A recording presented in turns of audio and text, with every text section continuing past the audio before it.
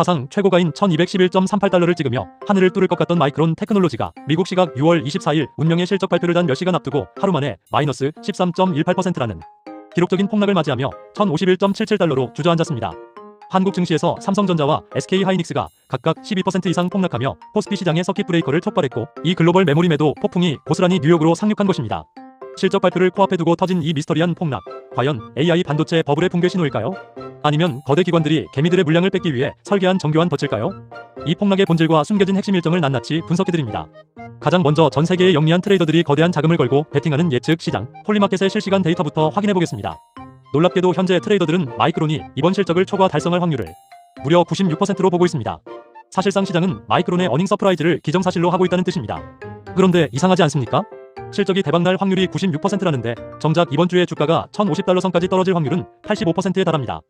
반면 다시 전고점을 향해 1230달러로 치고 올라갈 확률은 고작 43%에 불과합니다.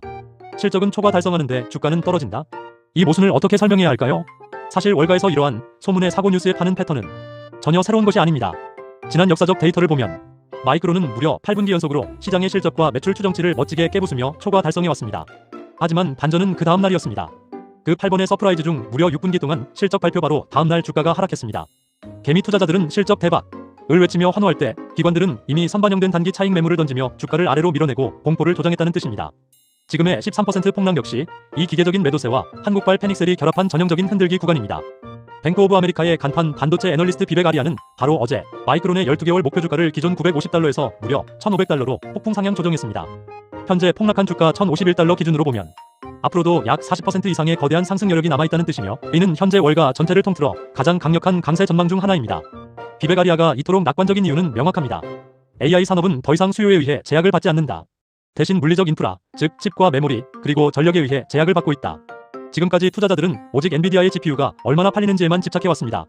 하지만 아무리 뛰어난 GPU가 있어도 이를 뒷받침할 고대 역폭 메모리, 즉 HBM, 하이 밴드위드스 메모리 없으면 AI 데이터 센터는 거대한 고철 덩어리에 불과합니다.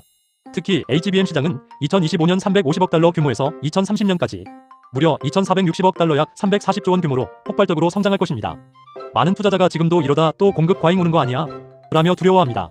하지만 뱅크 오브 아메리카의 보고서는 그 걱정이 완벽한 기우임을 증명합니다. 마이크론의 생산 용량 증설은 최소 2027년까지 철저하게 제한되어 있습니다. 왜일까요? 마이크론이 늘리고 있는 엄청난 자본 예산의 대부분은 당장 칩을 찍어내는 장비 도입이 아니라 공장 건물의 뼈대인 클린룸 공간 구축에 투입되고 있기 때문입니다.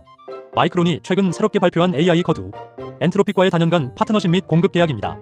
이러한 장기 공급 계약은 마이크론에게 향후 2에서 3년간 완벽한 가격 가시성과 실적 안정성을 보장합니다.